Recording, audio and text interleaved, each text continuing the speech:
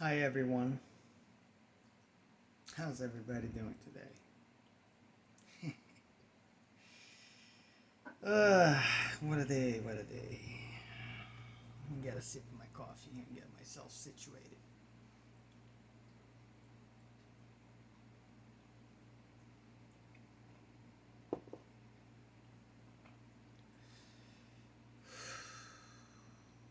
Yeah. So, well, I'm going to talk about my life experience as an INFJ. So, put the seatbelt on for this one. Oh man, where do I even begin? Yeah, well, let's see.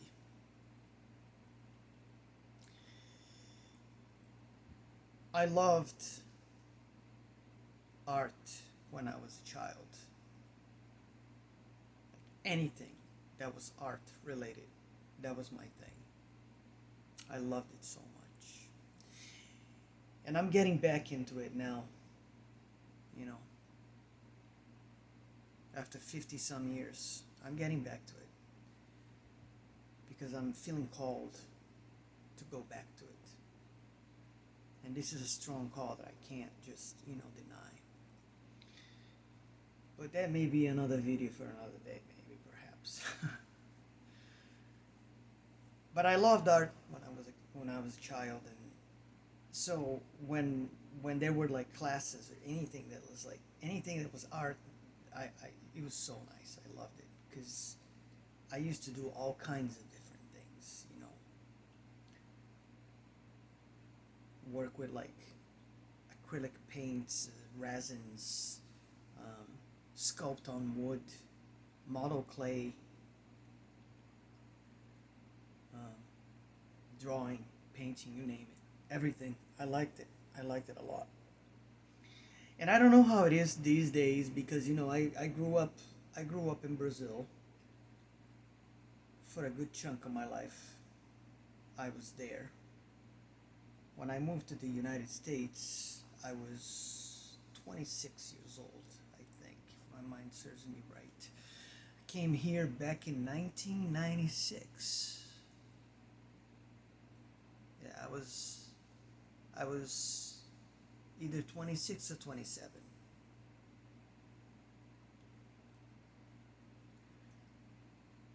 And we used to have art class in school. It was part of the curriculum in every grade. You know, it's a little different here in the U.S. You guys have a different system, um, and I'm pretty sure they changed things in Brazil now, from what I understand, because I spoke to relatives quite some time ago about this. Relatives of mine that have kids now, and how they change, how they divide like the grades and all that. But when I was a child, it was a certain way, and right now it's a different way. So, but they've always had art class. Always, it was part of the curriculum, the yearly curriculum. So there was always a class throughout the week, multiple times, sometimes during the week, that it would just be devoted to art. And I loved it. It was great. I had such a good time doing that stuff.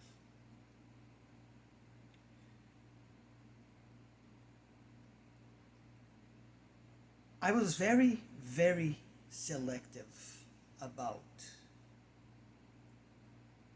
who I used to hang out with throughout my childhood, even up until my teens, late teens. And the people that I became friends, that I would consider like friends, close friends. Um, and I had some male friends, a few, not that many, like two or three. and I had some female friends. But now that I look back, I remember that for the most part, the people that I would like sit close to or group with in the classroom, it would usually be at least a couple of girls, and then there might be a guy in the mix in there as well. And it's just the way it was. There was nothing going on. It's just the way it was. And I found out, it's funny because, later on, I found out that there were people, somebody's listening to some real loud music out there. I hope the mic doesn't catch that, but if you hear the thumping, that's what that crap is. Anyway,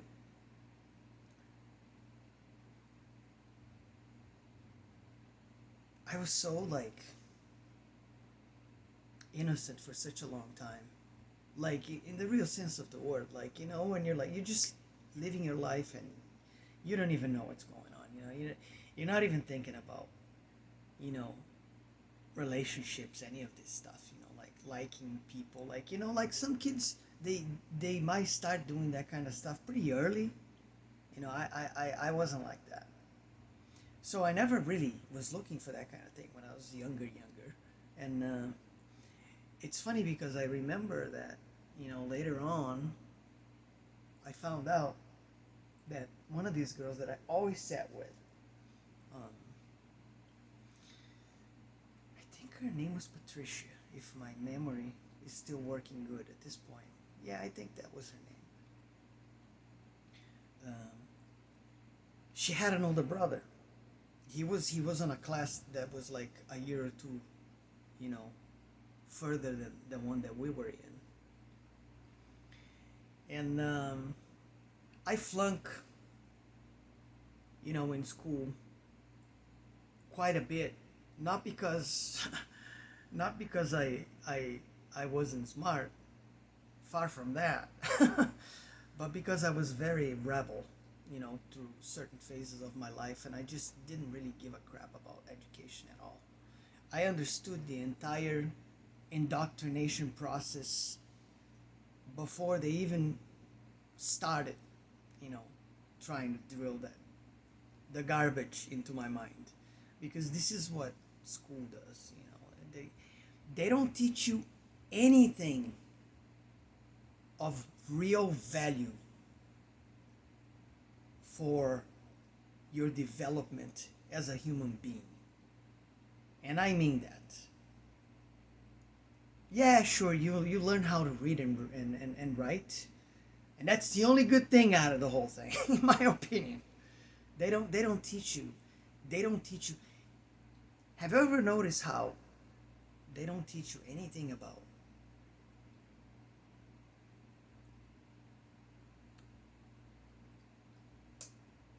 how to become a better version of yourself?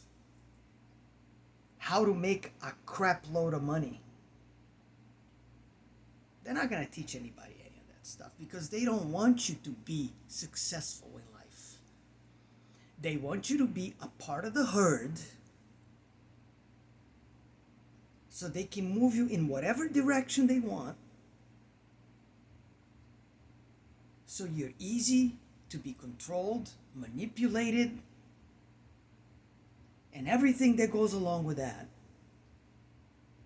Because free thinkers are the real enemy of the status quo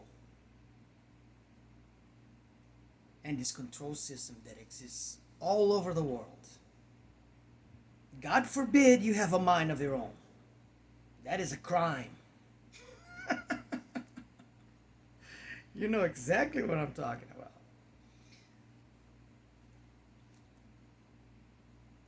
I think I had these friendships, these relationships, and I think I drew certain types of people towards me because, especially when you're younger, people recognize these things on each other. They can sense it. That not only they can feel it, but they can also see it.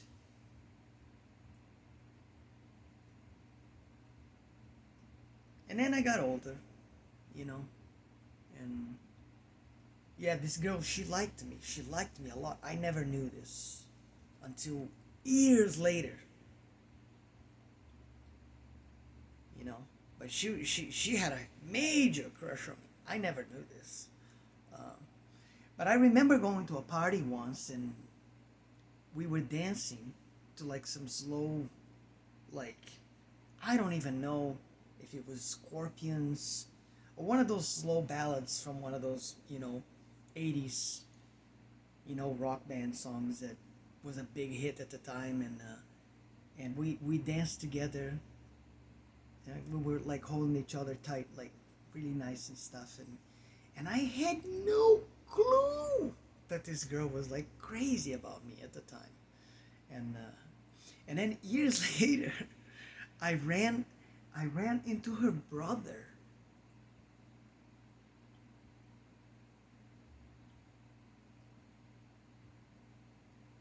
His name was Mauricio.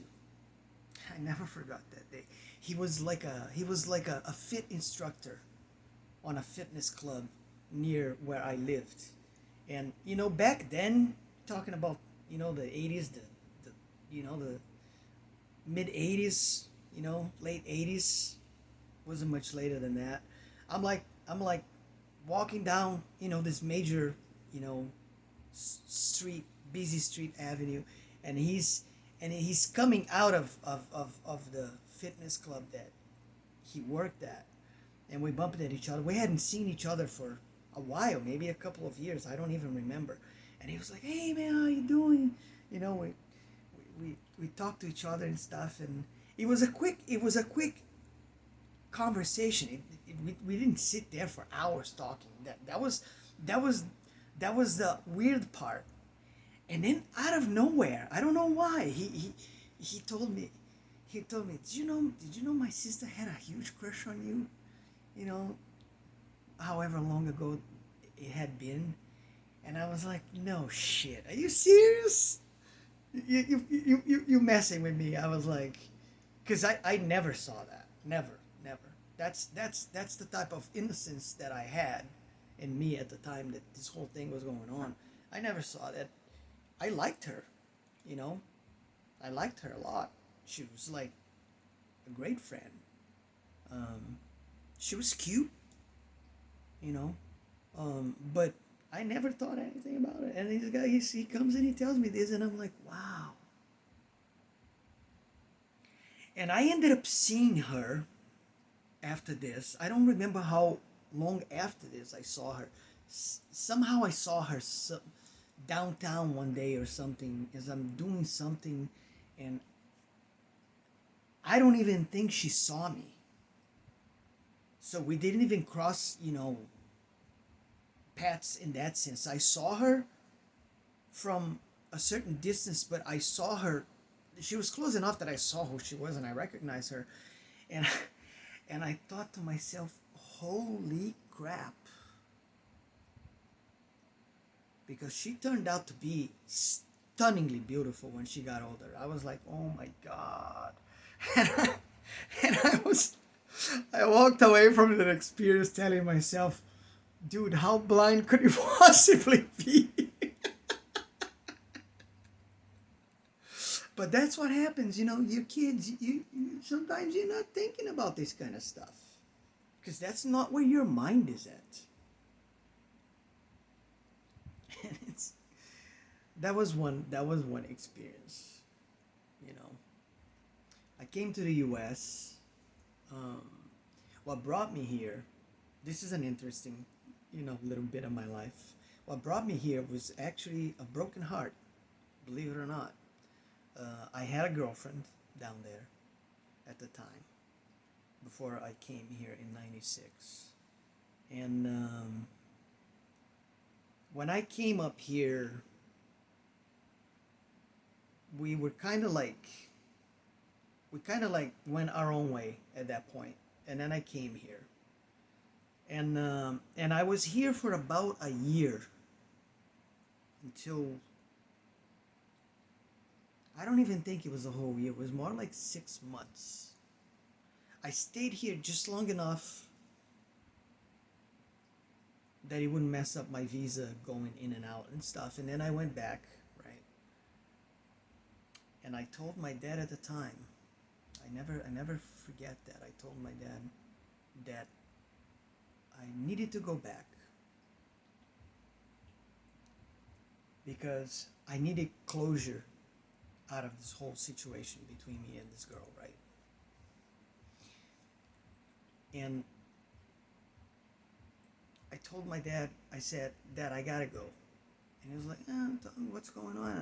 And I told him the whole thing. I said, Dad, I gotta go. I have to go back. I will never be able to forgive myself or live with myself if I don't go back and and and and get closure out of this whole thing. I'm gonna torment myself for the rest of my life because I really really loved this person like deeply. Like I was ready to do everything that I would like to do to have a life with this person.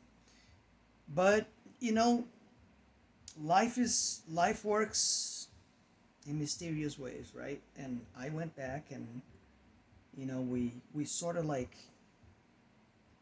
reconciliated at the time.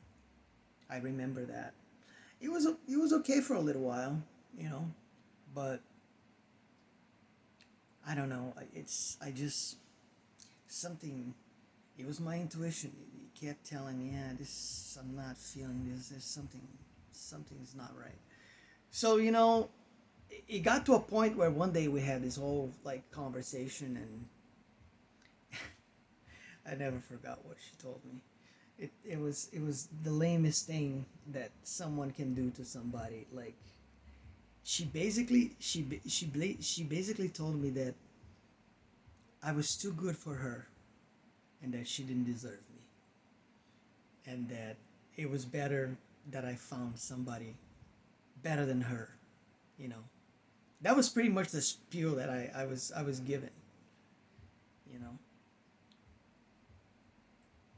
I wrote poems to this girl, man. Guys, like I still have the stuff written in my computer somewhere. You know, I have copies of all the stuff. I used to write all kinds of things when I was like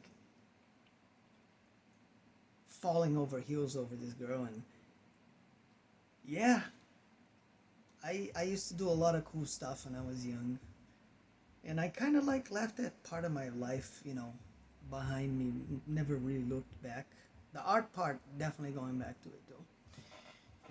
So yeah, that's what actually brought me here, and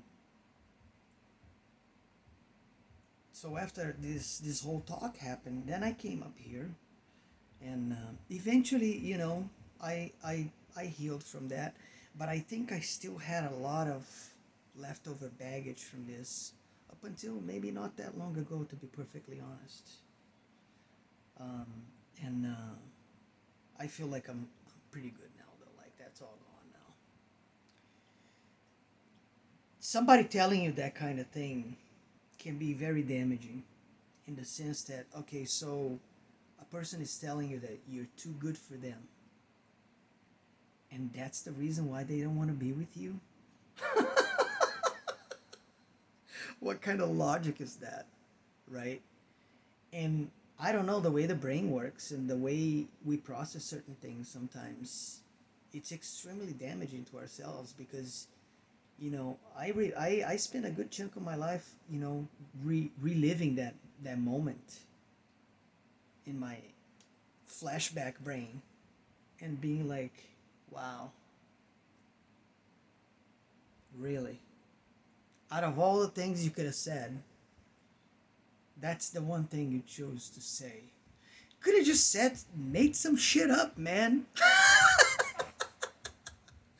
But I guess, that's how she felt, and at least she was honest about it. And now that I look back, it's fine. I understand. But anyway,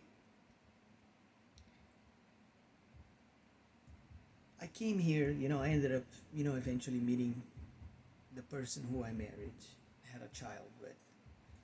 And, we ended up getting divorced a few years later. I think my son was probably, I don't even know. he would he was maybe 4 at the time, so he was still quite young. He's gonna be 22 now.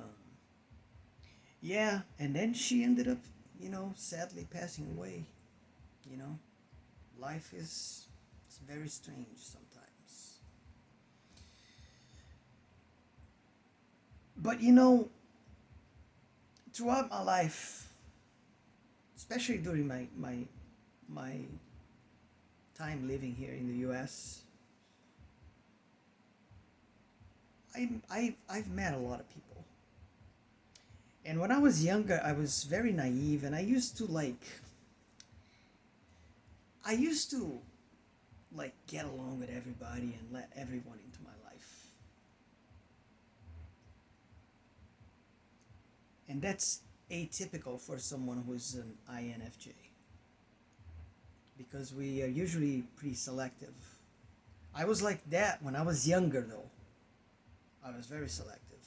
But then, I became, a grown up after my 20s and stuff, and I kind of changed the way I was when it came down to certain things, especially that kind of stuff. Because I enjoy, even though I am technically an introvert, because I'm a Gemini, I enjoy interacting with people, talking to people.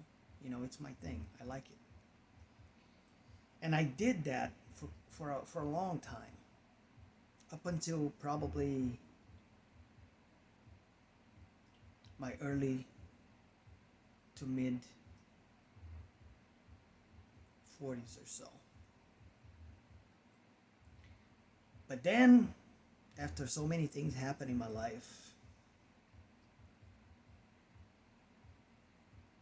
baggage that we carry, all kinds of things, I decided to make a change, and I became much more selective about who I let into my energetic space and who I really allow into my personal life. Whether it's somebody at work, or anything outside of that. Because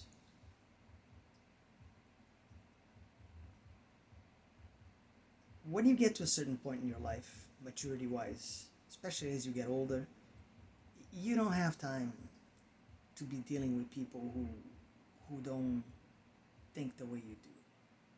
Let's be honest. Especially when you get to this point where you align yourself with your spirituality, and you understand that that's the most important aspect of life. You just don't want to deal with that shit anymore. So in order for me to really open myself up to someone as a real friend, which is very rare for me to happen, very, very, very rare.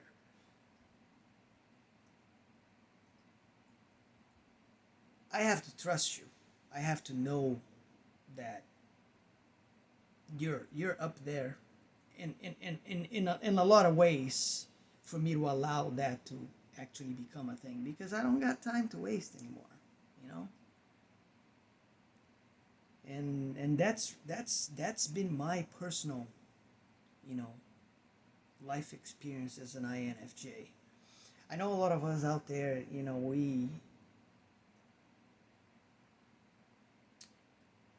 we enjoy trying to help other people, trying to make them see this whole other side of life that most people never get to look at as they're living through their lives.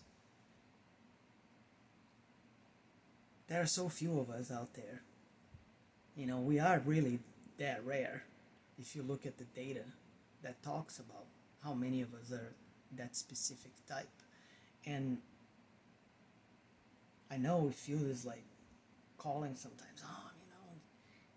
You find a few things in common with somebody, and then you try to throw some things here and there to see if they get interested in it, and it kind of like lights this fire on us, and it's cool, and that's what you like to do. I'm not judging here, but as you get older, trust me, you're gonna learn that sometimes you're just wasting your time, and you're not gonna get anything out of it. Sometimes you may not even be a positive experience for you. People use us a lot. That was my personal experience, though. I'm not gonna say that that's what's gonna happen to everybody, but I can tell you from my personal experience that there have been many instances in my life where I felt like, so that's what you wanted. Okay, all right. See you later. And that's how it works. So as you get older, you're just not gonna want to deal with that kind of stuff anymore because number one, you don't got time for it. Number two, you're not gaining anything from it. So you want to be dealing with people that you're gonna be gaining some sort of like outcome for personal growth. You're going to be exchanging energies, ideas to someone, and you're going to connect in a certain way, on certain levels, where